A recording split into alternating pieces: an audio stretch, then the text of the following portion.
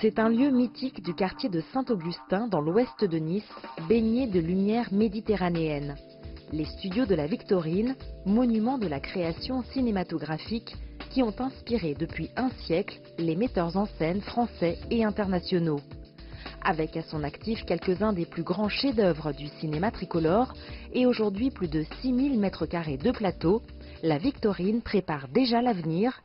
Un projet d'expansion qui devrait permettre la création d'un écosystème méditerranéen de premier plan, valorisant le savoir-faire local qui a fait sa réputation.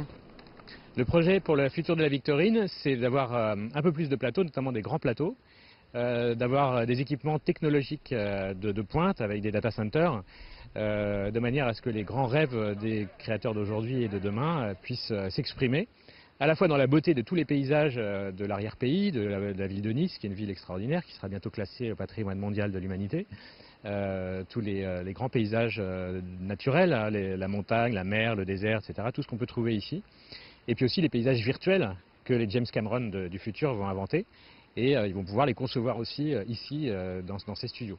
Cette semaine, à l'occasion du Forum culturel franco-chinois qui se tenait à Nice, une délégation de haut niveau conduite par le vice-président de l'Assemblée nationale populaire a fait le déplacement à la Victorine, intéressé par le potentiel du lieu. Il faut dire que depuis leur accord de coproduction signé en 2010, les coopérations cinématographiques franco-chinoises se sont multipliées et le renouveau de la Victorine pourrait désormais inspirer à leur tour les producteurs chinois. Maintenant qu'il existe une liaison directe entre Pékin et Nice, je pense qu'il est très pratique pour les films chinois d'aller à Nice, surtout que l'aéroport se trouve directement juste à côté des studios de cinéma.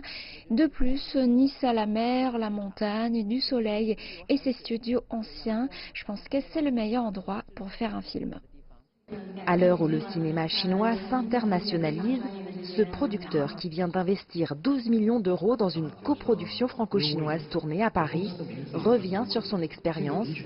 Pour lui, l'échange culturel est un impératif dans le cadre de productions internationales.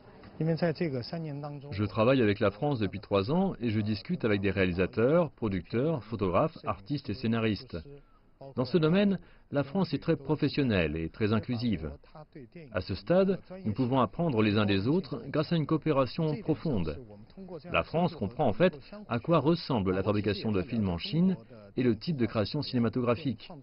La coopération peut donc être bénéfique non seulement pour la fabrication de films chinois à l'étranger, mais également pour permettre à la France de savoir comment travailler avec les créateurs chinois. C'est grâce à ce type d'intégration des deux cultures que l'on peut faire un film international qui réponde mieux aux besoins de la Chine et de l'étranger. Le cinéma est l'un des domaines dans lesquels les coopérations entre la France et la Chine se portent bien. Alors que le cinéma chinois a connu ces 10 dernières années un développement fulgurant, la tenue du Forum culturel franco-chinois à Nice, qui coïncidait avec le centenaire des studios de la Victorine, était l'occasion de mettre un coup de projecteur sur cet atout de la ville de Nice dans le domaine audiovisuel. Un aspect qui pourrait déboucher sur de nouvelles collaborations franco-chinoises. Jade Charles, CGTN, à Nice.